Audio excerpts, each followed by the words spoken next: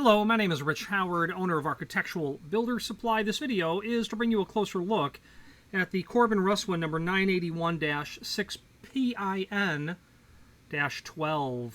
This is a Corbin Russwin Key Blank.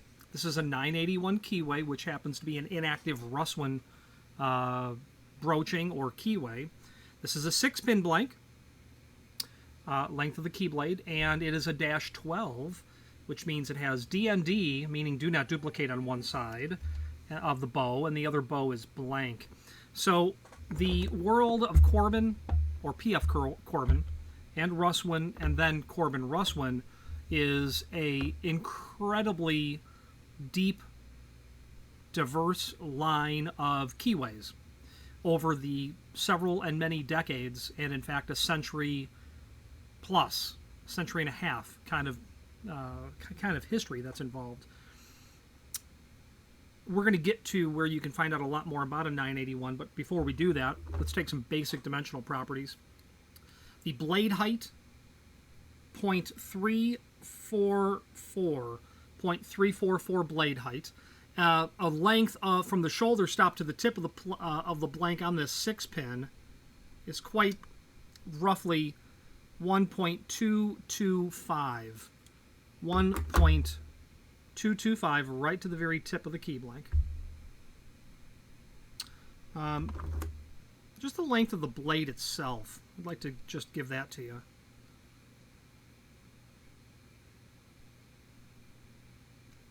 About 1.087.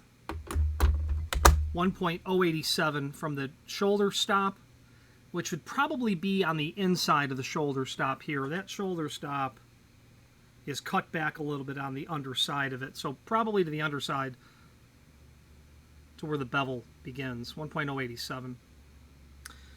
This is a -12 before we get to that, and that does mean it's got a standard bow, but it has do not duplicate on one side. So enough of talking about this blank. It's a 981. You're going to bump into 981. It's fairly common, and it has been common over the decades, but Corbin Russwin does not initiate new systems in 981. They will happily supply you with material to support your existing 981 system. But if you were to, if you were to say, okay, this is a hospital, we've got 185 locks, we need them all, level 3 keying, level 4 keying, and I want a 981. I don't know that they'll actually do that. I think they're going to say, no, we need to use a modern keyway. But if you have that hospital that was built 50 years ago and you've got 981, you'll be able to buy key blank cylinders, provided that they're available. Interestingly enough, I ordered a master ring mortise cylinder from the factory in an unusual finish, like a 611 finish, which is bright bronze, I think, in an odd keyway, and there was certainly a lead time to it, but they were able to produce it. And I've spoken to Corbin Russwin in the past about this old stuff, the stuff that I'll show you where that document is. Basically, when I asked them about availability, they said, well, if we still have the tools to do it, we'll do it, So, I'm imagining the carbide rack or whatever the tool is for broaching the cylinder. If they've got all these parts, they'll happily do it. Let's switch to the screen view where we can take a look at some supporting documentation. Okay, so here's some supporting documentation. Here's the extended description of the item that we're talking about, and by the time you're seeing this video, we'll have a link to a cut sheet that's here, and it's going to be 2 pages. It's first going to show how the structure of the part number is put together. Your keyway is first. This is a 981. They need to know if it's 5, 6, or 7-pin. And then they need to know what's happening with the bow. We're doing a standard bow with a do not duplicate. So it's going to look just like this. Okay. This bow enhances key control for non-restricted Corbin Russwin keyways. Other side is blank. So it'll look like this. And while do not duplicate has absolutely no strength behind it in terms of it being an actual preventative measure to keep people from duplicating the key blank, I have literally walked into a lock shop and said, I need you to duplicate this Sargent LA keyway, and it said do not duplicate on the other side, and the locksmith refused to do it. And I, of course, explained that the Sargent LA keyway is the stock keyway, and in no way is it restricted. You just happen to be the locksmith shop that I was passing on my way from point A to point B, and he refused to do it, which I don't necessarily begrudge him. I did not appreciate having to drive to the next locksmith who happily duplicated it. But the point is served in that while it is something that enhances key control, that may or may not be convenient for you. It wasn't for me at that time, but I had no philosophical problem with the choice not to do it. But at the end of the day, with a non-restricted keyway, there is no actual control over whether or not someone will duplicate it. This client ordered this 981 blank with the do not duplicate for that exact reason. Visual key control is what they're trying to accomplish. But this 981 keyway is common as French fries at a hot dog stand. So page 1 will show you the other options of how they break the keyway down. The second page actually is a page out of the cylinder service manual, or the keying service manual, which shows the 981 series. Okay, that was a Russwin keyway. It's part of a small multiplex system where there was the 81, 82, and 83, and all of those were passed by the 9812. Okay, so it shows you a little bit of history. But now, to get really to the heart of the history, this link here to the manufacturer's page will allow you to pull up the page that is our manufacturer's page within the site. That will allow you to review not only all of the Corbin Russwin products that we sell, but also a link to the manufacturer's website, as well as a link to the current product catalog. But this manual that I have been speaking about is the Corbin, currently it's called the Cylinder Manual 2016. Corbin Russwin Cylinder Manual 2016. Now, when you pull that up, that's 100 pages of the history of P.F. Corbin, of Russwin, and Corbin Russwin.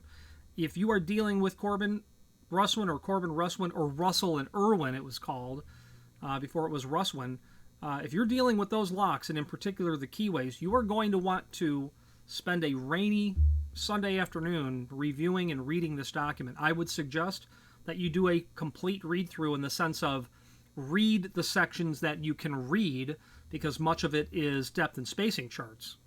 Okay, where you don't need to read those. Depth and spacing charts are here. See if we can get to the 981. That would have to be it's non-system 70 because it's pre 1970.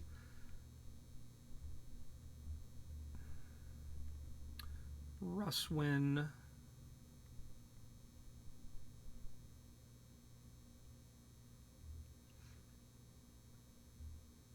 Here we go. Russwin 981 class on page 70 of the document.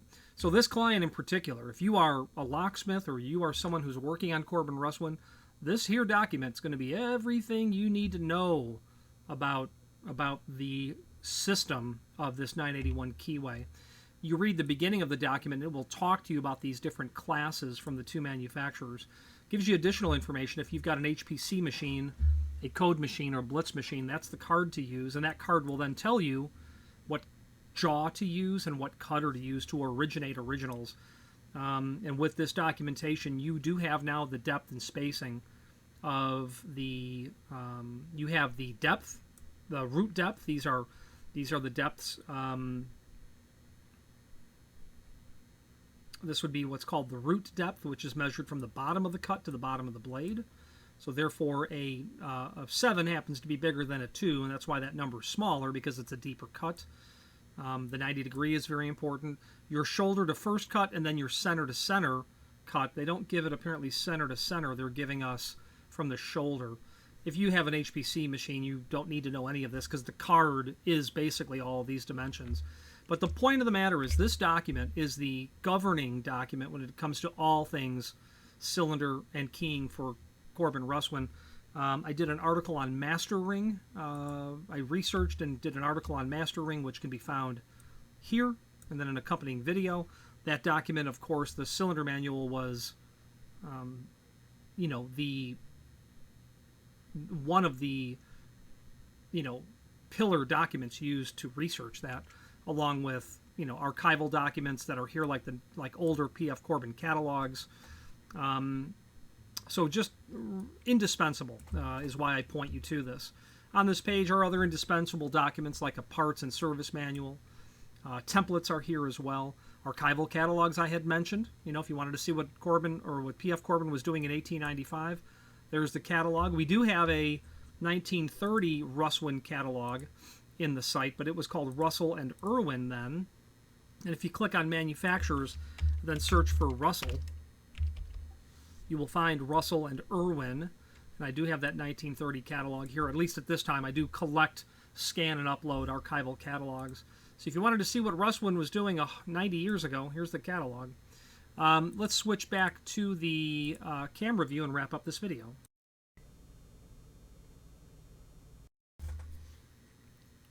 Okay, in conclusion, you've got a high-quality nickel-silver key blank here from a company that has a century and a half or more, certainly more, a century and three-quarter almost, direct history of manufacturing lock sets, a very fun trip in time if you were to look at some of those older catalogs.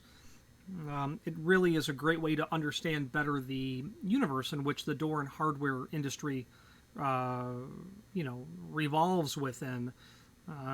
You can look at those older catalogs, pre-1930s catalogs, whether it be Yale or Sargent or P.F. Corbin or Russell and Irwin or whomever. You'll find a page of finishes or 2 pages of finishes.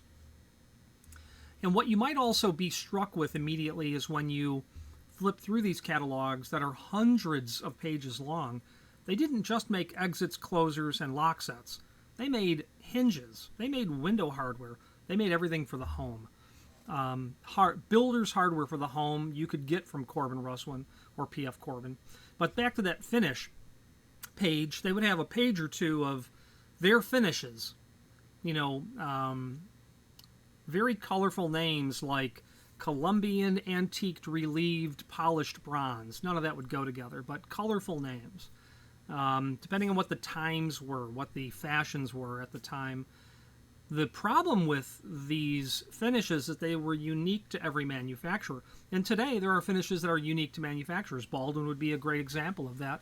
They've got some finishes that other people don't necessarily call it that. And other manufacturers of decorative hardware, they don't play well with others. And what I mean by that is you love the finish on the lock from company XYZ, but now you need to buy hinges. Okay, and you want those hinges from another company. They don't have the same finish. And what's really interesting about those older catalogs is you see, if you open up that Corbin and you open up a Yale and you open up a Sargent book, they all have different finishes listed, which I think is inadvertently maybe the reason why it didn't matter, because they offered everything for the home. If you needed casement adjusters, they had them. Hinges, lock sets, they had them. Door stops, they had them. You can get them all in the same finish.